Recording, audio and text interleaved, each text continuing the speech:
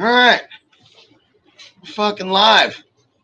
We're here to talk about fucking demo damage. So, Hi. hi, hi there. Hi. Demo damage, huh? Demo fucking damage. So, what made me think of that as a subject is earlier today we had the eruption truck here, and we were filming a little bit of content with it.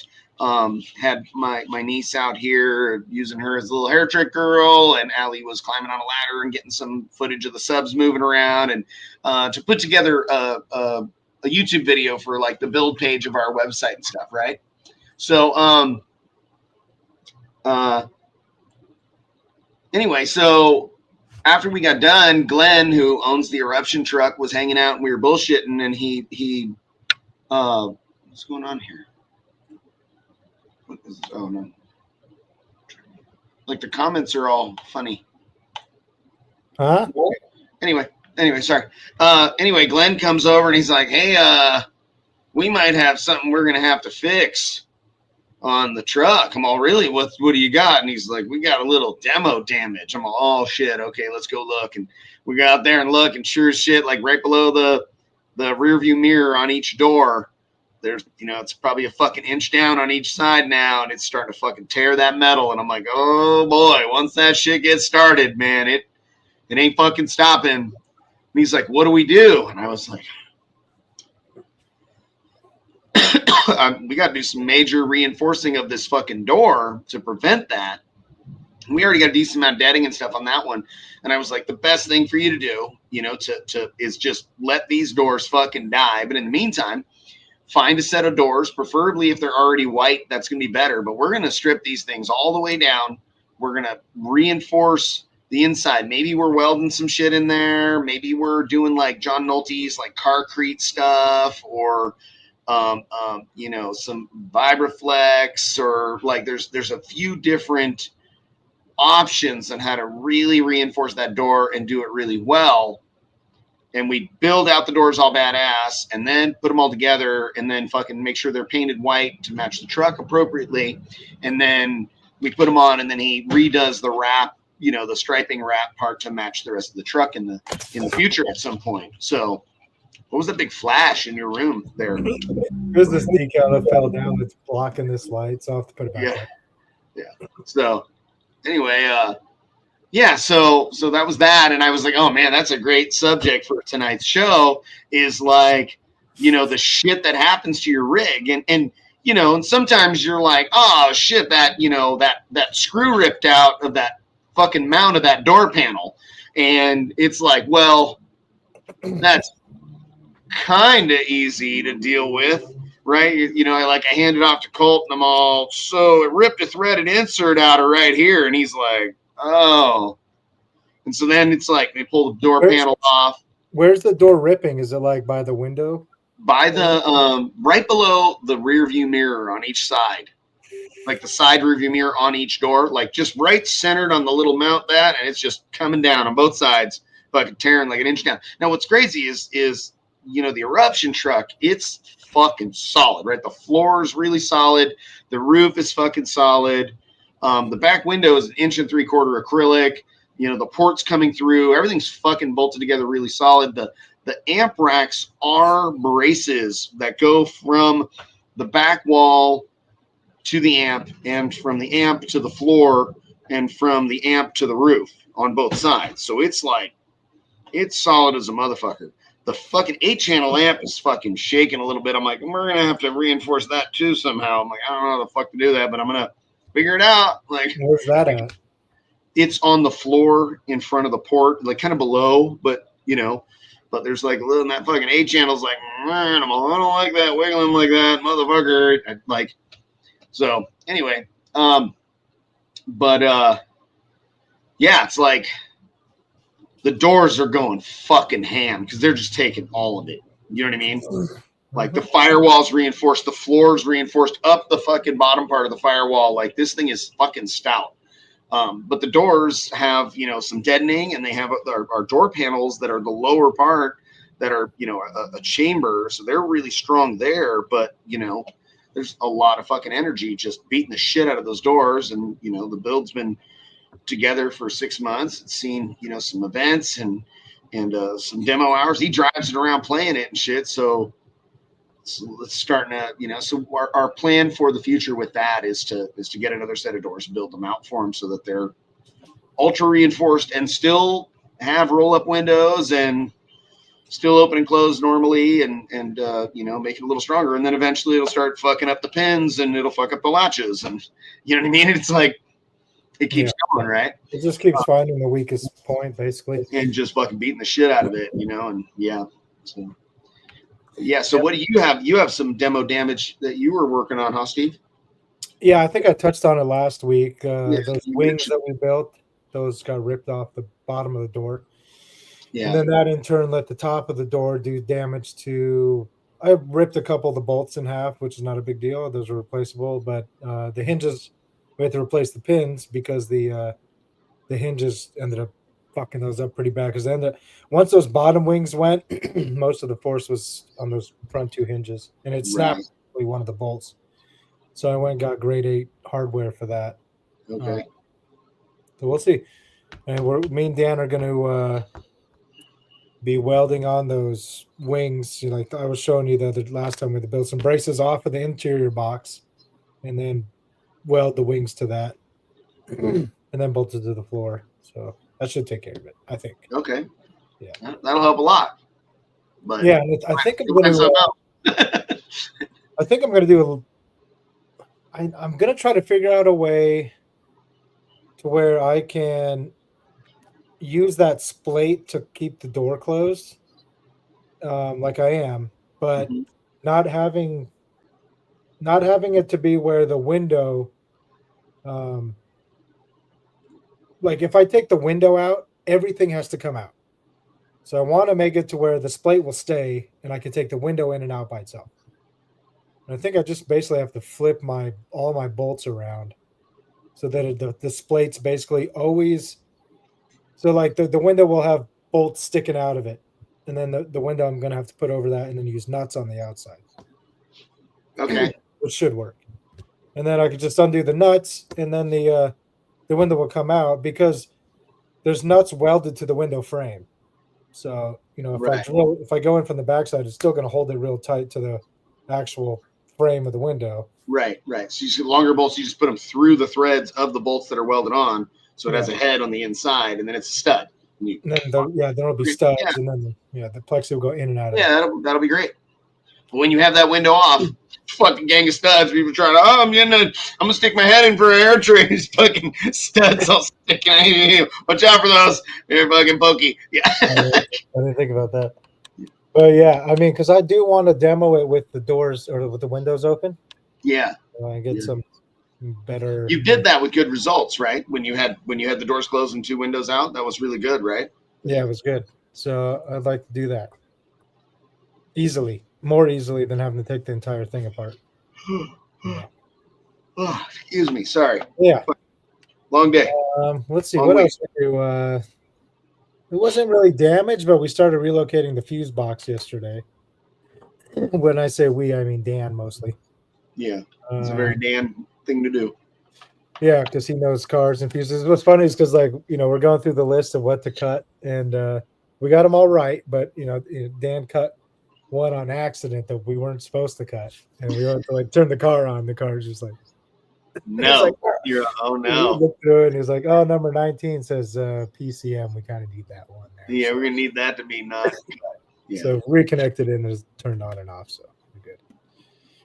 Yeah, looking forward to get rid of that, cleaning up the cabin a little bit more. You know, there's almost going to be 0 wires in there, which is obviously the goal. You know, when you want to have, I like to have my shit as clean as possible. I'm actually thinking about trimming out the rear too. But the guys at Kicker said they like all the wires from the battery bank to the amps, but thinking about still trimming up like the top part. Just to hide, you know, the miscellaneous, the speaker wires and shit that are back, even though I have them all zip tied and it's clean or whatever, but I still think it'll look better with that part trimmed out. You don't see any of that shit. Yeah, fucking A. Yeah, we're just I think we finalized everything on my buddy Jason's Impala, and it's fucking super clean, and it was a lot of work, and it's got all these cover panels that fill out, and you see the amp, and you see the acrylic window and the inside of the box, and it's all fucking beautiful. But like when we pull all the panels out, like one of my buddies was here Monday afternoon, and like he had seen it with all the panels in before we upholstered them. We, Colt had been working on them, and I was like, yeah, and these come out, and they come in with magnets, and I pull out the panels, come out with magnets, and, well, all of them go in with magnets, and but pulled out the first two, and then we pulled out the other parts, and these get sanded, they're ready to upholster. And I'm talking about the parts that we're going to upholster and what we do, and he's like looking in, and he's like, this is sick, dude. And I'm like, yeah, the guys wire up stuff pretty clean. He's like, this is fucking beautiful in here, your battery and amps and shit. And, oh, you got some fans in here to pull heat, and and he's like, this is so fucking cool just seeing what's in here. And I'm like, yeah, and I'm like, like there's kind of a version of this that could have looked exposed, I could have done it a little differently and on purpose, not had all those cover panels, and it still looked pretty fucking cool. But the cover panels make it like really sexy, but yeah, there's something to it sometimes. To I like with the big loud rigs to not have a bunch of cover panels and shit all over because they just trap heat. So I like all when we do all like the floating amp racks and we see all these fucking wires, like Tyson and Gary and Colt do all this fucking beautiful stuff with all these big ass wires all over the place and in all these trucks. I love the way that all comes together. I mean, we don't even need to go into it, man. It's a lot, bro. Yeah, what's crazy is that little thing between you guys like really started, like really exposed some stuff. Like, I mean, Drew and I are on the kicker. It breaks my heart, man. I was talking about it earlier. Yeah, there's a lot of people that are part of this community that just are not actually honest, and they will go all out and fucking talk about how like people are liars, and then you're like, show me where I lied. And they have nothing to say but lies. And you're like, cool. Like the stuff recently with the testing with the Ruthless amp and JSS doing it and him saying that the track's not long enough. It's like, I don't understand how you can devote so much energy to something that is literally fucking like, it has nothing to do with Drew in the first place because this is supposedly a JP Ruthless beef. But obviously he's always interjecting. But I don't know how you have time for that. I have time to barely read it, let alone be involved in it all, and especially if it doesn't benefit me in the slightest. Like, well, if you don't use a standard piece of test equipment, it's super duper duper easy to manipulate the data. So like if you take a Ruthless 10K and you run the input voltage on the RCA signal up real high, fucking 4, 5, 6, 7 fucking volts, you can make that fucking amp clip at fucking 85, 90 vac. But if you bring that down to where the amp is designed to fucking operate at, like 2.5, you can go way the fuck higher. And when he figured that out, he did exactly that. He knew he did that. When he did all of that, that shit was like, I don't even want to go. I don't fucking do this right now. Yeah, no, but why do I got a question about the amp? Like, why does that's weird too? Like, if you put a 4 volts into it, it doesn't like it. Not as much as it does a 2.5. That's fucking weird. See, is that something that amps are like that? You're gonna probably find that almost all of them are like that. Probably gonna find that. No, well, not my amps. They like 4 volts. Well, so if you went higher, they probably don't like that. So somewhere along anything above 4 is just kind of like usually. I mean, obviously, most Korean amps, the knobs on the gain go from 0.5 to 6, and I'd imagine on either threshold, it's not good. You want to be somewhere in the middle, which would be 3 volts. So that makes sense, yeah. So this is a thing, Alyssa Clark 5. That actually is I have to say is a little bit of a toxic trait when everybody is so accepting of everybody in the fucking community, even the people that are liars and fraudsters. That is what the problem is. When people are still buddies and they go, he's my friend and he's a great friend, and everybody fucking co-signs it, like it's this great thing, and they don't, and they fucking know, and they watched him lie and fucking cheat and manipulate data, and everybody's still fucking pals. I don't even know. Here we are. We're on this shit, and I'm not even trying to be on this shit. I don't want to fucking talk about these fucking people. I know. Like, I'm fucking over it. Yeah, like, it's honestly, I'm over a lot of the drama that's going on, and now here we're in it now. Like, we're sitting here doing it. No, we could still talk about not wanting to be a part of the fucking shit anymore. Like how much. Well, I also don't want. I don't want to act like I'm oblivious to it either, because. Right. Okay, but look. Let me say what I want to say first before you, because you're kind of assuming what I'm going to say. You know, like at this point, it seems like Ben and JP are doing it strictly for sales. Like they beat the same dead horse between each other back and forth. And all it does, like not only sales, but when you have 500 comments and 50 shares on your post, that post just is worth hundreds, sometimes $1,000+ So they're doing it literally to make money now, which is, I get it. It's part of the game, but fuck, dude, drama is, the money should be made because your product's fucking good, and not that either of them do or don't have good product. I'm not going to go there, but at this point, it just seems like fuck, man. The posts are on both sides, back and forth. You know, I'm homies with obviously the Ruthless side, and I agree that they didn't throw the first punch, but at some point, like they keep stoking the fire at the same time as I understand why they're stoking the fire, because it generates sales. And it's a shitty fucking world that's what we have to do to generate sales. But I get it, but I hate it at the same time. Yeah. You know what I'm saying? You know what I mean? Like, but it almost feels like manufactured at this point. Like, fuck, dude, every week they JP does something to piss Ruthless off, or somebody does something the other way around. And then there's a week-long drama thread. Cha-ching, cha-ching. All right, what are we doing this next week? I don't know. My amp makes fucking less at this power to run it. You know, not saying that they're doing that, but it fuck, dude. Yeah. It's like we're living in a simulation. Fucking here we are. Yeah. Good shit that just kind of like flying under the radar, and people aren't talking about it. You know, like the merits aren't what's making waves anymore. Yeah. The people, a lot of the end users, they love the drama a lot more than they do. You know, I mean, what I will say is that with regards to what we've been doing on social media, Allison and I, mainly Allison Pushkin, is sharing really, really amazing content that we're creating ourselves. We're not resharing other people's shit. We're using our fucking products and the services we provide, and we're showing that. And it's done really well. Our fucking sales have been fucking awesome. When a lot of people are really struggling, we're fucking kicking ass. And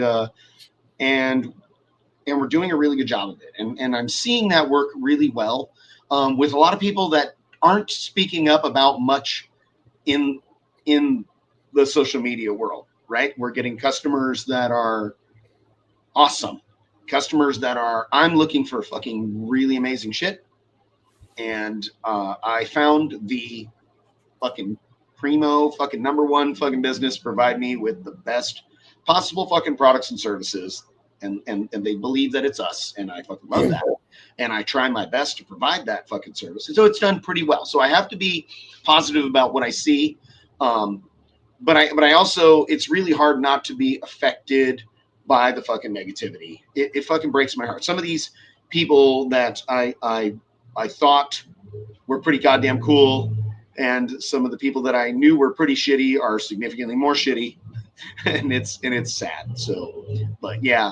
Well, speaking of high end stuff, it's my wife that's been really the major, sharer of all of the social media. She's fucking killing it. And it's a fucking lot of work. She's spending hours every morning figuring out what's the right content for each platform and when and where to put it and what she's going to share for the next day on the other platform and where she can kind of get things to lay out. And it's a pretty strategic process that she's been working on, and she's done super well with it. And I guess I need to acknowledge, sometimes it's hard to see all of the good that, it's hard to see all of the good that is happening in social media when the fuck, and it's crazy because I try not to comment and like, and I try not to even sit and read all the fucking dramatic bullshit fucking posts, but it almost exclusively shows me that on Facebook. And I try my best to just scroll right on past and be like, fuck all of this. It's hard for me to not respond to some of that shit. But my fucking feed lately, besides that, I've been noticing it's showing me a lot of like pages of people that I have no idea. They're not anybody I would ever know. They're not friends of friends or any of that. They're like content pages in a way, but not of content like people creating, not of like things. It's like a person. It's like follow this person, and they're just like some person trying to be a famous social media person. Like, why the fuck? And like half of my suggestions are all that shit now, and I don't know. That's weird algorithm, but on Instagram, like Facebook is rough. Facebook's really clunky. Like Facebook is fucking toxic, man. It's kind of sad, right? Instagram for me lately, it's funny. It's like it's showing me all kinds of touch your heartstrings, like, oh, here's this, story of a fucking World War II plane that lands on an aircraft carrier, and the fucking gunner is dead inside the plane, and the plane is damaged to a point where so they leave the gunner in it, and they all do a bury him at sea, and I'm like, oh my God, it's like touching my heartstrings, and like all these stories of people that got injured and recovered, and they were badasses, and they did all this, physical therapy and learn to walk again, and they're back doing marathons and racing motorcycles and all this shit. And I'm like, oh wow, and I'm reading them all, and like it's showing me that on Instagram, and I think it's funny. Like I gotta stop reading these. Like it showed me like 4 in a row. I'm like about to goddamn cry when I'm trying to take a shit. Like, I get a ton of and it's weird because I actually want to do this in my life. I'm probably gonna retire. When I retire, I probably will do this. But it's these people who are like, they find dogs on the side of the road. And they're like these common dumping spots where people go dump their dogs. Oh my God. Like, yeah. How are there common dumpings? Like, this is just weird to me. But yeah, these people, they just go and they rescue these dogs that are just fucking dropped on the side of the road. And they either keep them forever and, their big ass farm, or they find homes for them. It's like, dude, and that's my feed is mostly that. It's car audio, toxic drama, dogs being rescued, and some bullshit wannabe social media thing. Some douchebag that's like, bro, if you want to get more followers, you say like for like, and you fucking yeah, so those are my 3 things. You send me a message, and I send you a message back, and if you follow me, and I'll follow you, and then you tell your friends to follow me, and I tell my friends to follow you, and then we have followers and followingness. And you're like, what the fuck am I looking at? No, that those are. I think it did that to me in the beginning of Instagram. That was like funny me, like just a bunch of people like with all kinds of weird shit. And you're like, yeah, or even they have like decent followings, but it's like, why were you even showing me this? I don't give a fuck at all about what this person's doing. Follow this guy. Anyways, I was gonna say when you were talking about high-end builds. So that dude I was telling you about that you guys did the Impala for? That one? Yeah, Michael Woodward. Yeah. So he hit me. No, is that his name? Oh, maybe no. You met the actually builder guy. The builder. So Michael is the guy that's up here my way that actually owns the car, or it did own the car, or maybe he still does. I'm not sure. I think he still owns it, but the guy that owns FabWorks or whatever. Yeah. Mm-hmm. So he hit me up the other day. He's got a couple builds he wants Dan and I to come look at. Sick. So yeah, it could be something dope. Dude, do you know anybody that does 3D, like full 3D door panels or 3D printed door panels? Or is that not even really a thing yet? No, they're doing it, but you need here's the thing is I've done a bunch of major parts of door panels that were 3D printed, like Getty's door panels that we just did. We made like a primary wood structure with like an insert, and then had a shitload of 3D printed parts around the outside. So if you have a big rip printer, but you gotta like really learn how to deal with shrinkage on a big part. The bigger the part is, the more you're going to shrink. And but I believe that with the printers I have, I can design panels, and there'll be some components that fit together, and I can make some fucking badass parts that are mostly 3D printed, that may have some wood primary structures, or if we were getting really high end, we would use a precision board. So we could use precision board. Another thing is I have colleagues that have done where they get like a fucking big ass chunk of precision board, like a 3-inch or 4-inch thick, big enough to do a whole door, and they do 2-sided print machining on a CNC to create a perfect part. That would be a better option than like a big rip printer printed door panel. That'd be a lot heavier. Whereas if we use precision board, we can have really good results. That's my favorite way to do. What? Is precision board really thick? And you can get it very thick, and you can laminate it together very reasonably. It's very expensive. It's more expensive than acrylic, but it's fucking badass. Imagine it's like pink. It's usually pink. It's like pink MDF that's waterproof, and it's light. So it machines really well and sands really well. It's pretty awesome. There are some finicky aspects to the material, and you can get it very dense to where it's like heavy and dense and really, really strong. Like you could damn near build a box out of some of this shit. But you can also get it very, very light, like so light that you can fucking dent it accidentally. So you figure out what the appropriate weight is for the like a 2-part epoxy, like a resin. It's a foam. It's a foam that is incredibly dimensionally stable and thermally stable. So it doesn't like you put it out in the sun and it doesn't warp. It just fucking sits there and is flat. You know, the sheet sitting out in the sun. I wonder if you were to build a jig like a 4x8 by 6 jig, and you use 16-pound pour foam, and you just fill that fucker up. If you could make and then use a planer, that'd be also very expensive. It would be. Well, how expensive? Like how expensive is a 4x8 by 6 sheet of that stuff? 4x8 by 6? Fucking $3,000. Yeah, it'd be a fucking lot. It would only cost like $400 in pour foam. Not to be 6 inches thick. I mean, like if you the 2-part, it doesn't expand much when you mix. It depends on the weight. 16-pound foam. 16-pound, it's 2 times. It's eight is 4, and then as you go up, but like 8-pound foam is super fucking dense. Yeah, this is going to be denser than the 8-pound for the most part. 16 is going to be on the medium low side comparatively. I bet you could still do it for less than $1,000. Yeah, I mean you'd have to put in all the work to set that up. It's not out of the question. I don't think it's a terrible idea.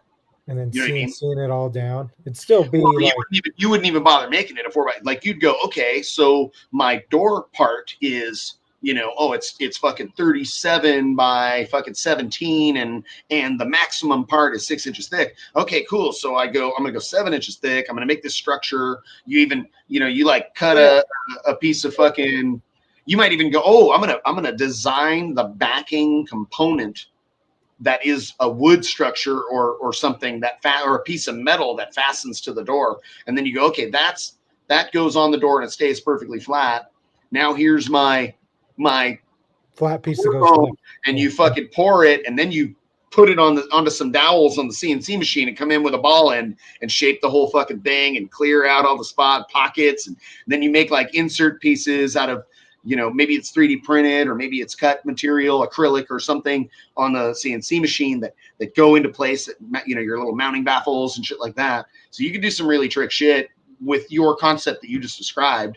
The only thing about pour foam is even still when you shave it down, like it's not like really like it's still it's porous. It's not like big pores, but it's still Yeah, it's a sphere. It's little bubbles, right? 'Cause it's foam. So if you shaped it, you shaped it with the CNC machine, and then you like sprayed it with fucking resin, with catalyzed resin, like nice and creamy, you know. Spray it, do a little shaping and body work it a little bit. You're fucking be pretty badass. That's what you would do with the precision board as well. Is you would shape the precision board and then you'd shoot it with primer, and then because we found that we didn't get good adhesion with body filler directly to the precision board. Like we couldn't get it to really bite into it well. But if Colt sprayed it with a really good poly primer, then he got really great adhesion because the body filler sticks to the fucking poly primer. So we did a few projects. That whole center console and lower dash and rear package tray and a bunch of the panels in the trunk of that Impala that you've seen, that's all done in precision board. That whole console and all that shit that we built, the kick panels, all of it.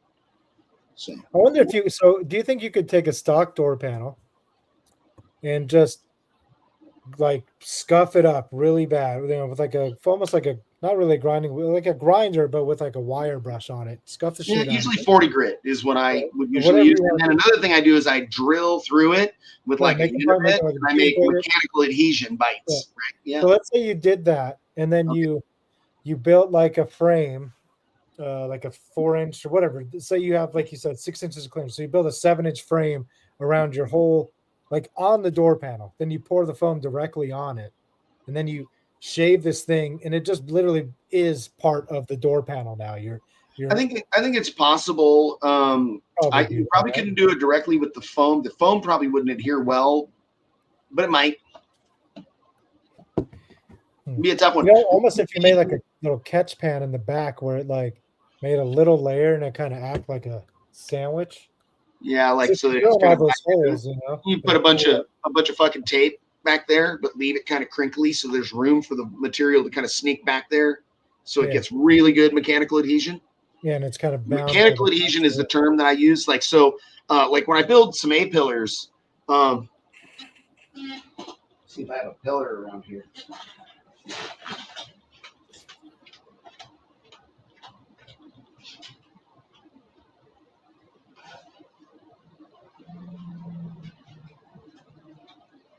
So this is the beginning structure, some pillars. Our friend Roy George, he met with us at Surf.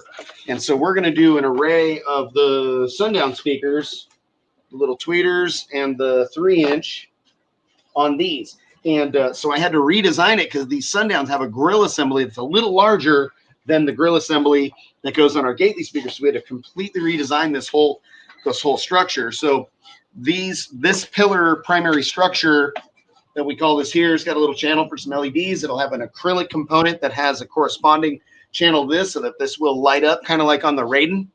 And then it'll have a stacked wood structure, and we're trying to get a gray color on the wood, which is going to be really fucking challenging because we haven't had success with that yet, but we're going to do our fucking best because he has gray wood grain in his Denali. But anyway, what we'll do here next is we'll sand the shit out of this with 40 grit. And then we kind of like make sure, and then we'll like touch it up with 80 to make sure there's no fuzzy shit hanging off of it. So it's got a bunch of deep gouges from the 40 grit, but it doesn't have fuzzy wuzzy shit, which happens sometimes depending on the material. I think it was a Nissan, like a 300 that we were doing some fiberglassing some parts to, and it got, even though the Nissans come apart, it was a 370Z. The parts come apart and go back together better than any fucking vehicle I've ever taken apart at my shop. It was like, this is fucking awesome. Like the clips don't break, they don't fucking fall out, the material doesn't turn white and get fucked up looking, and all the screws and fasteners go right back where they belong, and everything snaps together beautifully, and the parts don't get fucked up. And it was like, Japanese. Like, this is the best vehicle fucking ever. But when I wanted to fiberglass to a part, I started sanding it with 40 grit, and it was like, it turned into fucking hair. I was like, what the fuck now? And I'm like ripping little paint. I'm trying to do it with 80 grit. It's still doing it a little bit. And it was like, we had to kind of gauge how aggressive we could sand into it and still get bite. But so after we sand this with like some 40 grit, knock down any fuzzy wuzzies that we get, we'll find where Now this component, I'm going to have to trim it a little bit. It actually comes up over the top a little bit. So the headliner is kind of here, the way this ends up going, because on the driver's side, the dash comes up so high. It's really hard to fit 4 speakers like this in those 2000 or 99 to 06 GM trucks and Suburbans and shit. So anyway, we'll drill a shitload of holes here. About 5/16 is my favorite size diameter for this, with a unibit, and I'll drill. They'll be a half or 5/8 of an inch apart, and we'll come down anywhere we're going to be putting the body fill. And sometimes we'll even drill into the part, but we get really good adhesion to this ABS glass fiber material with our Fiberall material that we work with. And so we'll trim some of this stuff back over here. We'll drill some of these holes through both of these, and then we'll screw and glue this onto this component. And then after we've done that, and sometimes we'll use PL3X, or we'll use some really strong epoxies. CA glue doesn't really work that great usually on the vehicle material. Some vehicles it'll bite in pretty well, but some of them it fucking falls off, right? So, and then we'll shape this with like a fiberglass reinforced body fill, and a lot of times we'll push it in, and you'll see it kind of make little sausage shapes, and we'll just kind of smear that, not all the way away, but like kind of flatten it out a little bit. So when that fiberglass reinforced body filler cures, we have fucking incredible mechanical adhesion, and so this thing's not trying to come apart on us, right? And then once that's cured and we start sanding it, and then we'll use something higher grit and get it ready for upholstery. But mechanical adhesion with regards to something like that is really important. And you're using the media as like a mechanical fastener, right? We're letting that fiberglass reinforced body fill actually grab a hold of both of the parts that I'm adhering together, right? And sometimes it's the only thing that's going on. So you'll have, if you were doing like part of a door panel and you were just kind of putting a ring on it, and you were using that body filler to bite into that component, part of a door panel or a sail panel or something, then you'd have all those little holes, and you would use that. Sometimes you'd use fiberglass resin with a shitload of chop and milled fiber mixed into it to make like a really creamy fiberglass. Now this shit will be really, really, really hard, and it'll be a motherfucker to sand. So definitely don't put on more than you want to sand off. Like literally, like you go, I want to sand this, go and knock any fuzzies off, and you're good. And then you apply body filler over it. Don't try to fucking shape with a grinder a thick fiberglass part. It's a fucking nightmare. Ask me how I know. So, but yeah. But,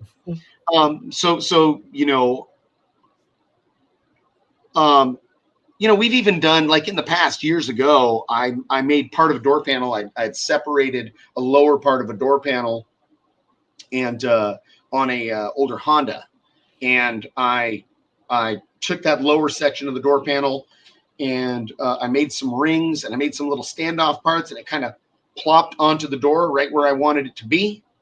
And I sanded that door, and we used like 30X, like the 30X expanding foam from fucking Tap that we used to get. And this is like 20 something fucking years ago. And we just kind of taped it on, and I poured that shit in there, and it bit on there pretty fucking well. And then after that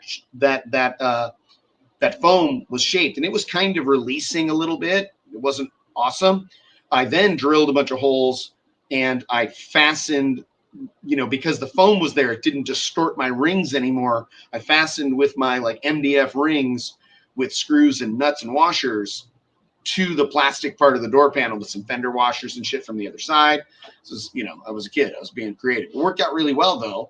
And I then did a little bit of body fill, and then we upholstered it. We ended up using like carpet because it was a little fucky, and it was my homie's car, and we were in a driveway, and I wasn't charging any fucking money. So it was like we were fucking around, but it looked cool, and it was strong, and it was loud. So we were pretty happy with that. So, but yeah. Fuck yeah. Well, we want to keep it short tonight. Yeah, I got to get home. We're going to get ready for tomorrow we got a lot of shit to do, and yeah, Yep. fucking A. So yeah, I'm gonna go get where's some Memphis? That guy been? I didn't hear from him all week. I don't know. Busy building shit, I guess. He is. So, yeah, happy Thanksgiving. Happy Thanksgiving to you, bud. To you, everybody watching. Appreciate you guys. Thank you so much. We'll probably do a little longer show next week. Maybe we'll get Ray Pimley on with us. He's got a lot of stuff to talk about right now. And we got that. You got that toy drive thing. When do you do that, Steve? That is this Saturday. This Saturday. Excellent. Yeah. That'll be cool. Maybe you want to talk about it. Maybe somebody is watching that's close enough to want to. Yeah, if anybody's in the Vegas area this Saturday, we're doing our annual Save Our Christmas show, 25th annual, I believe. We raise a bunch of money and toys and non-perishable goods, and we go feed and clothe and all that good stuff to the less fortunate. Christmas, the week of Christmas, we did like 750 hot meals last year. So, very cool. Where's that at? It's at Sprouts. If you're thinking about coming, just go on Facebook and look up SOC 2026. That's the event. So Save Our Christmas SOC. Pretty simple. So yeah, if you're in the Cali area or Arizona or Utah and you're somewhat close and want something to do, come on out. Be a fun ass car show. It's not a base show. It's just car show. So, but if you pulled up with the base car, they might tell you to not play it. Yes. But they might let you play it. May probably not. Taking shit off the fucking shelves in Sprouts and shit. Yeah. So okay, cool. Yeah, cool. All right, we'll see you guys next week. All right, guys. Pictures your noise. Be nice to people. Yep. All that shit. Yeah, I almost said Merry Christmas. Yeah, that's coming soon. That'll be next week. We'll talk about that shit. All right. Happy Thanksgiving, kids. Have a good night. Later, guys. Later. See you, Bobby.